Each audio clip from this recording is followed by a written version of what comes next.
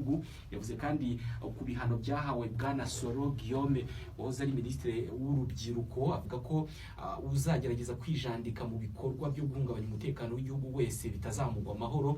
Yanabwiye abaturage ba Cote d'Ivoire ko amatora azaba muri uyu mwaka azaba mu mucyo n'umutekano usesuye. Muri Guinée Conakry ho Perezida Alpha Condé yagarutse ku myigaragambyo ikomeye yabaye mu mpera z'umwaka wa 2019 mu gihugu cye, aho yashimangiye ko kuvugurura itegeko nshinga bizakorwa mu nyungu ndetse no mu bushake bw'abaturage.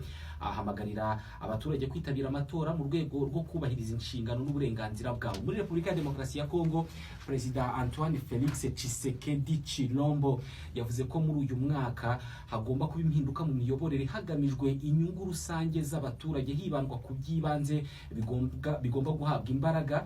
Yavuze ko ibi bizakorwa ku bufatanye n'abanyekongo bose bagomba kubyitwaramo neza ku buryo imiyoborere itera imbere muri iki gihugu. Muri Madagascar, Perezida Andry Rajoelina we yatanze ishusho y'uko igihugu gihagaze n'uko cyitwaye mu mwaka wa 2019 imbere mu gihugu.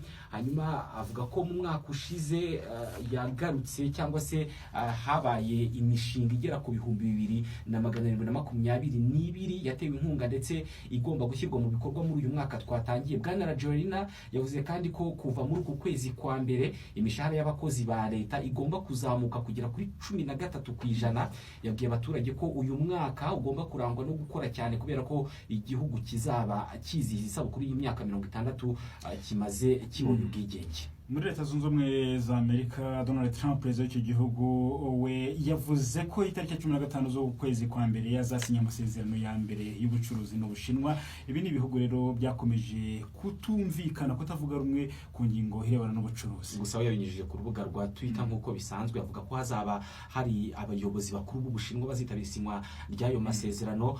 Perezida Donald John Trump kandi yavuze ko nyuma y'isinywa ry'aya masezerano azagira uruzinduko Beijing mu gihugu cy'Ubushinwa, akazaganira na mugenzi we Xi Jinping ku ngingo z'amasezerano ya kabiri n'ay'ubucuruzi azasinywa hagati y'ibihugu byombi by'ibihangange. Mwendi makuru avugwa mu isi, abanya-Iraq bo bakamejeje kuri uyu munsi mukuru w'ubunane, aho bigabije imihanda ndetse banatera ambasade ya Leta Zunze Ubumwe za Amerika muri icyo gihugu. Imyigaragambyo idasanzwe y'abanya-Iraq bigaragambya bamagana Leta Zunze Ubumwe za Amerika birayi kuri ambasade ya Leta Zunze Ubumwe za Amerika i Baghdad ku mugoroba we ku munsi w'ejo bishurugi rwinjira mu gipangu bakongeza igipangu cy'iyo ambasade. Abigaragambya baravuga ko barambiwe abanyamerika ku butaka bwabo, bavuga ko nta nkunga y'iki gihugu cy'igihangange bakifuza kubera ko ingabo zabo ngo zirahagije kandi zirishoboye.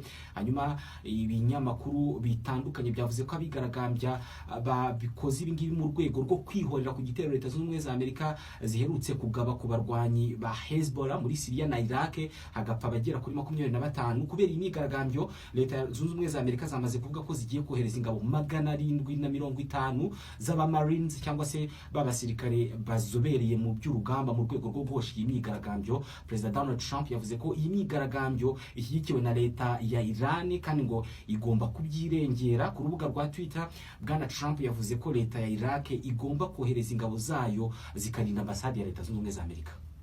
Urakoze cyane, reka twerekeze ku ngingo irebana n'imikino. Patrick.